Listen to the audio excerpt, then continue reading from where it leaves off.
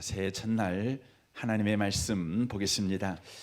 구약 성경입니다. 시편 말씀입니다. 시편 23편입니다.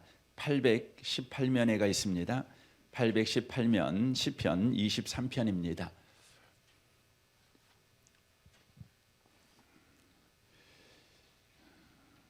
(1절) 말씀부터 (6절까지) 기록된 하나님의 말씀을 보겠습니다. 같은 목소리를 읽으실 때 하나님의 음성을 듣는 복 있는 시간 되시기를 바랍니다. 읽겠습니다. 여호와는 나의 목자시니 내게 부족함이 없으리로다.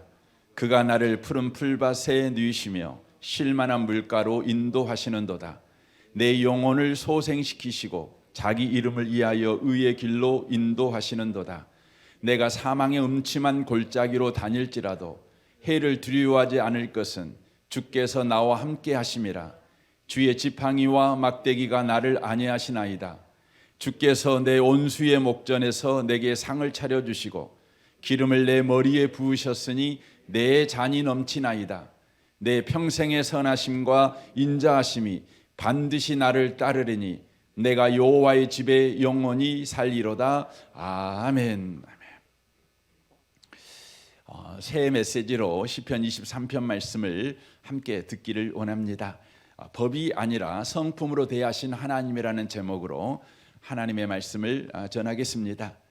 우리가 읽었던 시편 23편은 성경 가운데 너무나 많은 사람들이 가장 사랑하는 말씀, 가장 은혜받는 말씀 중에 하나가 아닐까 생각이 들어집니다. 우울 가운데 빠져 있는 사람도 시편 23편을 읽으면 속에서부터 기쁨이 회복되는 것을 우리가 보게 됩니다. 낙심했던 사람도 소망을 갖게 하는 말씀이 이 시편 23편의 말씀입니다. 시편 23편은 다윗의 말년에 기록한 시편입니다. 이 시편 23편에서 말하고 있는 내용은 다윗이 신앙과 인생에 대한 풍성함을 바로 증언하고 있습니다. 인생은 참으로 풍성하다. 신앙은 참으로 풍성하다. 이것을 지금 이야기를 하고 있는 것입니다. 그래서 1절에 이렇게 말합니다. 여호와는 나의 목자시니 내게 부족함이 없으리로다 라고 말합니다. 다윗은 자신의 인생을 해고하며 자기 인생의 풍성함을 지금 고백하고 있습니다. 여호와가 나의 목자시니 양인 나는 어떤 형편도 괜찮다. 지금 이 고백을 하고 있는 것입니다. 바울도 이와 유사한 고백을 하지요. 빌립보서 4장 11절입니다. 어떠한 형편이든지 나는 자족하기를 배웠노니 나는 비천에 처할 줄도 알고 풍부에 처할 줄도 알아 모든 일 곧 배부름과 배고픔과 풍부와 궁핍에도 처할 줄 아는 일체의 비결을 배웠노라. 내게 능력 주시는 자 안에서 내가 모든 것을 할 수 있느니라 라고 말합니다. 바울이 어떤 상황, 어떤 형편도 괜찮다 이런 고백을 하고 있습니다. 다윗도 지금 시편 23편에서 그렇게 고백하고 있는 것입니다. 다윗의 이런 성숙함과 유연함과 풍성함, 이것은 대체 어디에서 나온 것일까요? 어떻게 다윗은 이것을 갖게 되었을까요? 6절이 그 이유를 설명합니다. 내 평생의 선하심과 인자하심이 반드시 나를 따르리니 내가 여호와의 집에 영원히 살리로다 라고 말합니다. 인생을 살아가면서 우리는 인생이 참 가난하다 이 생각을 늘 합니다. 우리의 감정도 가난하고 우리의 삶의 태도도 가난하고 인간관계도 가난하고 우리가 하고 있는 일도 늘 가난하고 그래서 인생은 풍요롭지 않습니다. 가난합니다. 늘 우리의 입술 가운데 내 인생은 참 부족해 늘 이것을 입에 달고 삽니다. 그런데 다윗은 내 인생은 부족함이 없다 이렇게 말합니다. 내 인생은 풍요롭다 이렇게 말을 하고 있지요. 그 이유가 뭡니까? 바로 그 이유는 하나님이 다윗의 인생 전체에서 다윗을 대하실 때 선하심과 인자하심으로 대해 주셨기 때문이다 이렇게 고백하고 있습니다. 이 말은 다윗을 대할 때 법대로 대하지 아니하시고 바로 성품으로 대해 주셨다는 것을 말하는 것입니다. 하나님께서 다윗을 법으로 대하지 아니하시고 하나님의 성품으로 다윗을 대해 주셨다는 것이죠. 그래서 다윗은 시편 103편에서 이렇게 고백합니다. 10절입니다. 우리의 죄를 따라 우리를 처벌하지는 아니하시며 우리의 죄악을 따라 우리에게 그대로 갚지는 아니하셨으니 이는 하늘이 땅에서 높음같이 그를 경외하는 자에게 그의 인자하심이 크심이로다 라고 고백합니다. 다윗이 행한 죄대로, 죄를 법대로 처벌하지 않으셨어요. 우리 하나님은 언제나 다윗의 인생에 선하심과 인자하심, 성품으로 다윗의 인생을 대하셨다는 것이죠. 그러므로 말미암아 다윗은 나는 부족함이 없었다 이렇게 고백하는 것입니다. 표면적으로 보면 다윗의 70인생은 참으로 고단한 인생이었습니다. 쉼이 없었습니다. 쫓기고 쫓기는 인생을 살았습니다. 계속되는 전쟁과 사람들과의 싸움에 편안하게 잠들 날이 사실 없었습니다. 그는 실패하고 그리하여 후회하고 후회하는 인생을 살았습니다. 다윗이 성경에 본격적으로 등장하는 첫 모습은 영화 트로이에서 브래드 피트가 연기했던 아킬레스가 등장하는 모습과 닮았습니다. 압도적이죠. 저는 이 트로이 영화를 그 장면을 보려고 한 10번은 봤는가 모르겠습니다. 모두가 두려워하는 골리앗을 단 한 방에 처리해 버렸습니다. 이기에 있던 이스라엘을 구원해냈습니다. 다윗은 가정에서 귀한 대접을 받은 아들이 아니었습니다. 아버지에게도 형들에게도 인정받지 못했습니다. 그래서 어린 나이에 들판에 나가 양을 치는 고되고 천한 일을 해야만 했습니다. 하루는 아버지의 심부름으로 형들이 있는 전쟁터에 나갔다가 뜻하지 않게 골리앗과 싸움을 하게 됩니다. 그리고 놀라운 싸움 실력으로 한 방에 이겨버립니다. 그는 하루아침에 구국의 영웅이 됩니다. 굉장한 승리였습니다. 하루아침에 모든 사람의 주목을 받게 되고 찬사를 받는 사람이 됩니다. 그러나 다윗의 승리가 내 인생에 부족함이 없습니다를 만들어내지는 못했습니다. 다윗의 성공이 다윗으로 하여금 내 인생에 더 이상 바랄 것이 없다 이런 고백을 만들어내지 못했습니다. 도리어 다윗의 승리는 다윗에게 고난의 인생을 만들었습니다. 다윗의 성공은 그때부터 다윗의 인생을 비참하게 만들었습니다. 골리앗을 죽인 큰 승리, 큰 성공 이후에 다윗의 인생은 이전보다 더 비참해졌습니다. 도망자가 된 것입니다. 왕의 자리를 이어받는다고 생각한 사울왕이 다윗을 죽이기로 결심하고 행동에 옮겼기 때문입니다. 다윗은 광야로 도망갔습니다. 블레셋 땅에 들어갔다가 골리앗을 죽인 사람인 줄 알아보고 자기가 죽겠다 생각해서 미치광이 짓을 해서 겨우 목숨을 건졌던 적도 있습니다. 10년이 넘는 세월 동안 광야에서 그는 전전했습니다. 시원하게 물 한 번 내리지 않는 광야. 초록이라고는 사방을 봐도 찾아볼 수 없는 광야. 독사가 우글거리는 그 광야에서 낮에는 뜨거운 열기에 저녁에는 차가운 냉기를 견뎌가며 광야에서 그는 전전했습니다. 다윗이 골리앗을 죽여서 얻은 유익은 아무것도 없었습니다. 잘못했다는 뜻이 아닙니다. 인생이 어렵다는 것입니다.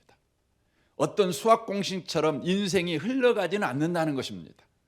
성공하면 행복, 성공하면 풍성함, 이게 우리가 알고 있는 수학 공식처럼의 인생 아니겠습니까? 그러나 인생은 그렇게 흘러가지 않습니다. 승리가 꼭 영광을 만들어내지는 않는다는 것입니다. 성공이 꼭 평안과 만족을 가져다 주지는 않는다는 것입니다.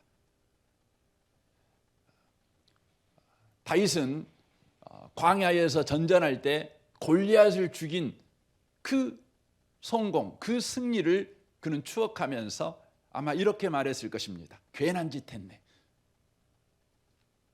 우리 가운데도 이런 분이 계실 것입니다. 10대, 20대에 친구 따라 교회 왔다가 예수에게 붙잡혀가지고 엄청난 헌신의 때를 보낸 분들이 계실 것입니다. 많은 사람들한테 칭찬도 듣고 인정도 받았습니다. 그러나 아무것도 보상받지 못하고 힘든 인생을 지금도 사는 분들이 계실 것입니다. 왜 그렇게 내가 헌신했는데, 내가 그렇게 살아왔는데 왜 내 인생이 이러냐는 것이죠. 왜 그럴까요? 바로 여러분이 그리스도인이기 때문에 그렇습니다. 하나님이 여러분을 다윗처럼 대하고 계시기 때문에 그렇습니다. 후에 다윗은 왕이 됩니다. 그러나 다윗은 엄청난 범죄를 저지릅니다. 큰 실패를 경험합니다. 사무엘하 11장에 우리아 아내를 범한 바로 밧세바 사건이 바로 그것입니다. 그는 하나님 앞에 엎드렸습니다. 얼굴을 들 수가 없는 겁니다. 부끄럽고 또 부끄럽고 쥐구멍이라도 있으면 숨어버리고 싶은 심정, 어디 하나 내세울 것이 없는 인생이 돼버린 자신의 비참함을 볼 때 그는 너무나 큰 좌절을 경험합니다. 그는 하나님 앞에 엎드립니다. 엎드리는 가운데 그는 이런 놀라운 기도를 합니다. 시편 51편 14절입니다. 하나님이여, 나의 구원의 하나님이여, 피 흘린 죄에서 나를 건지소서. 내 혀가 주의 의를 높이 노래하리이다. 주여, 내 입술을 열어주소서. 내 입이 주를 찬송하여 전파리이다. 주께서는 제사를 기뻐하지 아니하시나니 그렇지 아니하면 내가 드렸을 것이라. 주는 번제를 기뻐하지 아니하시나이다. 하나님께서 구하는 제사는 상한 심령이라. 하나님이여, 상하고 통회하는 마음을 주께서 멸시하지 아니하시니이다. 주의 은택으로 시온의 선을 행하시고 예루살렘의 성을 쌓으소서. 그때에 주께서 의로운 제사와 번제와 온전한 번제를 기뻐하시리니 그때에 그들이 수소를 주의 제단에 드리리이다라고 말합니다. 여기에 보면 하나님은 제사를 기뻐하지 않는다, 이것을 기도하는 중에 다윗이 깨닫게 됩니다. 제사를 기뻐하지 않는다는 말이 어떤 의미의 말일까요? 바로 그것은 하나님에게 잘 보여야 하나님이 응답해 주신다. 하나님은 그런 하나님이 아니다. 이걸 알게 됐다는 거예요. 바로 하나님은 하나님을 만족시켜야 응답해 주시는 조건을 보시는 하나님이 아니라는 걸 알게 됐어요. 하나님은 우리에게 조건을 요구하지 않으신 하나님이다. 다만 상한 심령을 원하시는 하나님이다. 이것을 다윗이 알게 된 겁니다. 실패를 통해서. 상한 심령을 원한다는 건 무엇입니까? 하나님은 우리를 은혜로만 대하시는 분이라는 것을 알고 그 모습 그대로 하나님께 나아가는 자를 하나님이 좋아하신다, 이 말이에요. 하나님에게 마음에 들게 하기 위해서 하나님이 이걸 마음에 들어 할 거야, 하나님이 저렇게 해야 마음에 들어 할 거야 라는 생각 때문에 여러분이 생각하는 그 조건을 만족시켜서 하나님 앞에 나아가는 그런 제사, 우리 하나님이 기뻐하지 않는다, 이걸 알았다는 것입니다. 하나님은 은혜로우신 하나님이셔서 이 모습 이대로 천부의 의지 없어서 손들고 갑니다 하면 우리 주님께서 그래 네가 나를 알아봤구나, 그래 네가 나를 나로 대접해주고 있구나, 네가 나를 하나님으로 대접해주고 있구나 하며 그를 덥석 끌어 안으시는 하나님이라는 것이죠. 다윗은 알았습니다. 범죄한 자신을 법으로 대하지 아니하시고 성품으로 대하시는 하나님이라는 것을 그가 알게 된 것입니다. 알게 된 것입니다. 그때서 그는 자기 인생에 대한 새로운 해석을 갖게 됩니다. 성공했을 때에 그는 자기 인생에 새로운 기대를 걸었지만 무참하게 그는 자기의 기대대로 되지 않는 인생을 경험하게 되었습니다. 그래서 그는 성공 이후에 자기 인생에 대한 큰 혼란을 그는 겪었습니다. 그런데 그는 실패를 통해서 하나님이 법대로 대하시는 하나님이 아니라 바로 성품으로 대하시는 하나님이신 줄 알게 될 때 자기 인생이 새롭게 해석되며 자기 인생이 풍요롭게 느껴지기 시작한 것입니다.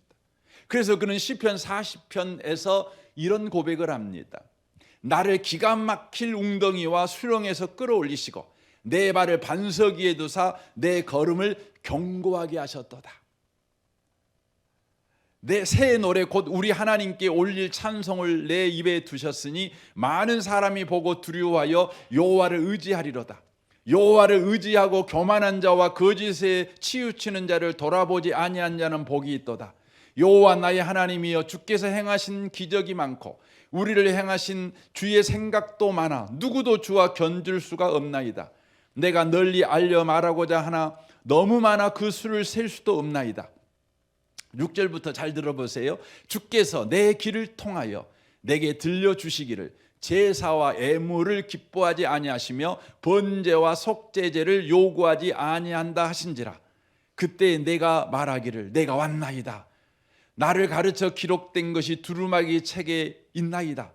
나의 하나님이여 내가 주의 뜻 행하기를 즐기오니 주의 법이 나의 심중에 있나이다 라고 말합니다. 다윗은 기가 막힐 웅덩이와 수렁에 빠져 있었습니다. 인생이 너무너무 가난하고 인생이 너무너무나 비참한 것입니다. 인생은 한 걸음이라도 더 살 가치가 없다는 생각이 그에게 들었습니다. 어떤 스님이 출가를 한 이유를 방송에서 말하는 걸 제가 들은 적이 있습니다. 왜 출가를 했냐면 본인이 인생을 살아보니까 인생에게 있는 생로병사 또 기륭하복이 다 똑같더라 이거예요. 뭐 그것이라 이거예요. 다 허망하더라 이거예요. 태어난 것도 허망하고 사는 것도 허망하고 복 받은 것도 허망하고 벌 받는 것도 허망하고 그러니까 다 허망하니까 이 허무에 빠져서 불교에 들어왔다는 거예요. 여러분 불교는 허무를 가르치는 책입니다. 그래서 궁극적으로 불교의 이 땅에 사는 우리한테 요구하는 구원은 뭐냐면 빨리 죽어라 해요. 죽는 게 상책이다. 이걸 가르쳐요. 여러분 다윗도 기가 막힌 웅덩이에 빠졌습니다. 수렁에서 빠져나올 수가 없는 거예요. 인생이 뭐 이래, 인생이 왜 이 모양이야. 내가 골리앗도 이겼는데, 내가 왕도 됐는데, 내가 말하면 수천 명의 군사가 움직이는 자가 됐는데 내 인생이 왜 이렇게 가난해? 내 인생은 왜 이따위야? 이런 생각이 드는 것입니다. 그런데 그가 그것에서 벗어났습니다. 그리고는 자기 인생을 바로 반석 위에 둔게 된 겁니다. 자기 인생이 단단해진 것이죠. 자기 인생이 풍요로워진 것이죠. 자기 인생이 유연해지기 시작한 것입니다. 왜 그랬냐? 그 이유를 말하는 것입니다. 자기가 알고 있는 하나님은 제사를 좋아하고 애물을 좋아하는 하나님이었어요. 11조 2양 할 것 1억씩 하는 사람을 좋아하지 겨우 만원 10만 원 하는 사람을 별로 안 좋아하는 하나님이라고 생각했어요. 그래서 하나님께 영광 돌리는 삶은 1억을 하는 11조 1억을 하는 자가 돼야지. 하나님은 내가 가지고 있는 헌금 액수에 따라 나를 기뻐하고 나를 싫어하고 그런 하나님이야. 복을 줄 때도 그거 조건 따져갖고 복 준 하나님이야 이렇게 생각했다는 거 아닙니까? 그런데요 그가 실패해 보니까 하나님은 그런 분이 아니었어요. 어떤 분이셨습니까? 자기를 법으로 대하시는 분이 아니라 성품으로 대하시는 분이었다는 겁니다. 하나님은 자기에게 조건을 요구하시는 하나님이 아니라 그냥 그 모습 그대로 안아주시는 하나님이셨다는 것이죠. 이걸 알 때에 다윗의 인생이 확 뒤집어져 버린 것입니다. 여러분이 성공해야 여러분의 인생이 뒤집어지는 게 아니에요. 하나님을 바로 할 때 우리 인생이 뒤집어지는 것이에요. 법대로 대하시는 하나님이 아니라 성품대로 대하시는 하나님을 알 때입니다. 그래서 우리의 희망이 뭡니까? 하루도 헉헉거리며 살아야 되는 더운 날에 여러분 숨을 헐떡헐떡 쉬며 살아가야 되는 그런 인생을 살고 있는 저와 여러분에게 여러분 희망이 뭡니까? 에레미야 애가에서 에레미야는 이렇게 우리의 희망을 노래합니다.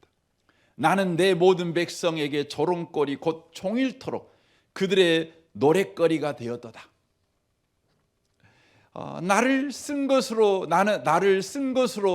배불리고 쑥으로 취하게 하셨으며 조약돌로 내 이를 꺾으시고 재로 나를 덮으셨도다. 여러분 이빨 빼는 게 아프지 이빨이 깨지면 얼마나 아프시겠어요. 여러분 그런 인생을 사는 거예요. 주께서 내 심령이 평강에서 멀리 떠나게 하시니 내가 복을 내어 버렸으며 스스로 이르기를 나의 힘과 여호와께 대한 내 소망이 끊어졌다 하였도다. 내 고초와 재난 곧 쑥과 담즙을 기억하소서. 내 마음이 그것을 기억하고 낙심돼요. 너무 인생이 힘들어요. 여러분 2022년 생각해 보면 야 좋았다 이렇게 말할 분이 몇 분이나 계시겠어요? 그런데 여러분 2023년에 지금 들어왔어요. 대비책 있으신가요? 없지요. 그냥 어쩌다 보니 2023년이 된 거예요. 물론 좋은 대통령 만나갖고 새해가 돼도 한 살을 안 먹더라고요. 바로 참 다행이긴 합니다. 근데 여러분 우리는 그냥 끌려갖고 2023년으로 그냥 들어왔어요. 우리의 소망이 뭡니까? 에레미야가 이렇게 말합니다. 이것을 내가 내 마음에 담아두었더니 그것이 오히려 나의 소망이 되었사오면 여호와의 인자와 국률이 무궁하심으로 우리가 진멸되지 아니함이니이다. 이것들이 아침마다 새로우니 주의 성실하심이 크시도소이다. 지금 이 에레미야 애가에서 에레미야가 말하는 건 이거예요. 나의 소망은 지금 내 삶에 있는 이 고난이 사라지는 게 내 소망이 아니다는 거예요. 내가 지금 씹고 있는 이 쓰디쓴 쑥이 바로 단맛으로 바뀌는 게 내 소망이 아니라는 거예요. 내 소망은 내가 알게 되었는데 바로 이런 형편 가운데 있는 나를 우리 주님께서 법으로 대하지 아니하시고 성품으로 대하신다. 성품으로 대해주고 계신다. 인자와 국률로 대해주고 계신다. 이거 생각하니까 소망이 생기는 거예요. 그래서 다윗은 오늘 시편 23편에서 이렇게 고백하는 겁니다. 내가 사망의 음침한 골짜기로 다닐지라도 해를 두려워하지 않을 것은 주께서 나와 함께 하심이라. 여러분 사망의 음침한 골짜기 이것은 외부에서 우리를 향해 공격해 오는 걸 말하는 게 아니에요. 내 내면에 있는 여러분 사망의 골짜기예요. 여러분 외부에서 나를 공격하는 것이 있으면 여러분 처음은 어렵지만 다 적응을 합니다. 사람은요 적응력이 아주 뛰어나기 때문에 다 적응합니다. 아무리 힘들어도요 노숙자 생활에도요 한 달 정도는 힘들란가 모르지만 잘 잡니다. 특히 종이 한 장 깔고 잡니다. 평상시에는 여러분들이 그냥 집에 불 떼고 그 위에다가 온돌매트 깔고 그리고 겨울에도 자야 좀 잠이 올 텐데 그런 사람이 갑자기 차디친 바닥에서 자는데도 여러분 사람은 적응을 합니다. 그래서 여러분 사망의 음침한 골짜기는 사실 알고 보면 우리의 환경이 아니에요. 우리 상황이 아니에요. 내 속이에요. 내 속. 내 마음입니다. 그래서 여러분 지옥을 경험한 사람이 누구예요? 여러분 정신적으로 힘드신 분들이 지옥을 경험하는 거죠. 우울증에 빠지고 불안증에 빠지고 이게 사망의 음침한 골짜기 아닙니까? 그런데요 다윗이 고백하는 것입니다. 여기에서 본인이 놀라운 걸 알았다는 거죠. 뭡니까? 하나님이 나를 법대로 대하지 아니하시고 성품으로 대해주시는 겁니다.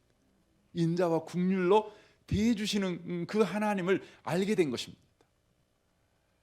우리가 온수 앞에 있지요. 온수들은 우리에게 끊임없이 뭘 요구합니까? 조건을 요구합니다. 이 세상이 우리의 온수 아닙니까? 이 세상은 우리를 끊임없이 조건으로 밀어붙입니다. 우리의 약점과 단점을 없애라고 요구합니다. 우리의 연약함을 집요하게 파고들고 공격합니다. 사탄은 바울의 약점을 집요하게 공격했습니다. 사람들이 너의 약점 때문에 너를 사도로 인정해 주겠냐 하고 속삭였습니다. 사탄의 이 속삭임에 바울은 매번 넘어졌습니다. 그래서 자신의 약점을 해결하기를 원했습니다. 그래서 하나님 앞에 엎드린 것이죠.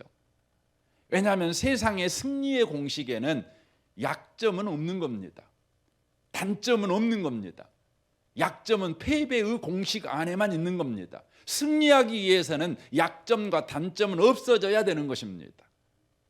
그러나 하나님은 내 인생의 성공을 위해서 약점을 없애주세요라고 구하는 바울에게 오셔서 어떻게 하십니까? 고린도후서 12장 7절 하반절을 보십시오. 내 육체에 가시고 사단의 사자를 주셨으니 이는 나를 쳐서 너무 자만하지 않게 하려 하심이라. 이것이 내게서 떠나기 위하여 내가 3번 주께 간구하였더니 나에게 이르기를 내 은혜가 네게 족하도다. 이는 내 능력이 약한 데서 온전해짐이라 하신지라 라고 말합니다. 네가 알고 있는 성공의 법칙, 그래서 법칙대로 못 사는 네 인생이 실패할 것 같냐? 아니야. 은혜로 대하는 내 성품이 성공의 법칙보다 커. 지금 이 이야기를 하는 것입니다. 내 은혜가 세상이 가르치는 성공 법칙보다 훨씬 커. 그러니까 네 약점 괜찮아. 우리 하나님은 바울의 약점을 제거하시겠다고 응답해 주신 것이 아니라 그 약점에다가 은혜를 담아버리겠다. 약점을 은혜를 담은 그릇으로 사용하시겠다고 말씀하십니다. 이 세상은 오늘도 성공 법칙으로 우리를 다그칩니다. 내가 너에게 이렇게 다그치는 이유가 성공하라고 그러는 거야. 우리 부모들도 우리 자식들을 성공 법칙으로 다그치죠. 학교 선생님들은 말할 것도 없고 회사에 여러분 지도자들이 우리를 끊임없이 성공의 법칙으로 우리를 다그칩니다. 성공의 법칙에서 그 기준에 못 맞추면 인정사정이 없지요. 실패자로 규정해버립니다. 청년들이 요즘 두려워 살고 있죠.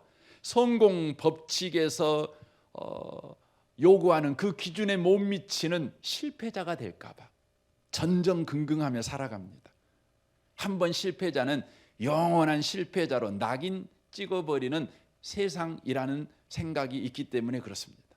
한번 실패하면 그 실패라는 악순환에서 빠져나올 수 없을 거라는 두려움이 우리 청년들, 이 시대를 사는 우리에게 있는 것 같습니다. 그러나 우리 기억하셔야 합니다. 성공의 법칙이 세상에서 맹위를 떨치고 있겠지만 세상의 역사를 주관하시는 하나님이 우리에게 베푸신 은혜가 더 힘이 셉니다. 이 아침에 오신 복 있는 성도 여러분, 우리 하나님이 우리를 은혜로 대하십니다. 하나님은 우리를 대하실 때 하나님의 사랑을 동원해서 우리를 대하십니다. 진심으로 대하십니다. 그래서 요한복음 3장 16절이 그거 아닙니까? 하나님이 세상을 이처럼 사랑하사 독생자를 주셨어요. 우리를 성품으로 대한 거죠. 이 세상을 법으로 대하지 아니하시고 성품으로 대하시니까 뭐 하신 겁니까? 아들을 우리에게 내어 주신 것입니다.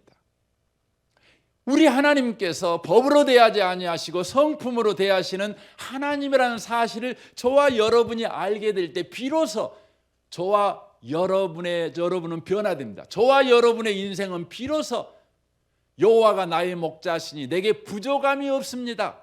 내 인생에 대하여 풍요를 증언하는 사람이 될 수 있다는 것입니다. 그래서 시편 103편 4절에 다윗이 이렇게 고백합니다. 내 생명을 파멸해서 속량하시고 인자와 국률로 간을 씌우시며 좋은 것으로 내 소원을 만족하게 하사 내 청춘을 독수리같이 사롭게 하시는도다.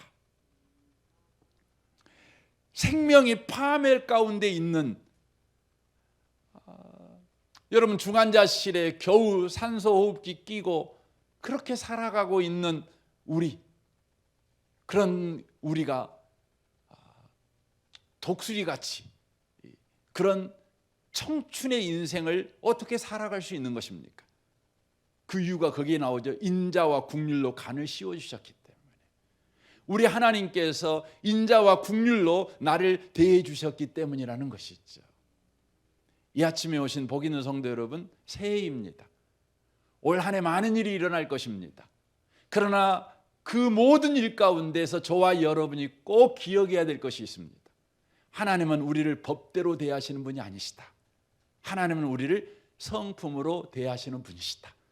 그때 우리는 어떤 상황과 어떤 형편에서도 우리는 삶의 풍요와 삶의 유연함과 삶의 넉넉함을 가지고 여전히 살 수 있는 자가 될 것입니다.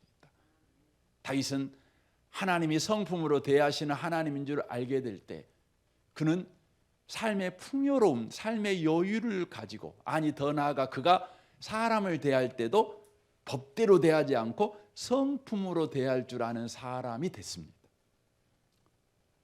사무엘하 16장에 보면 다윗이 아들 압살롬의 반역으로 인하여서 또 쫓겨가는 신세가 됩니다.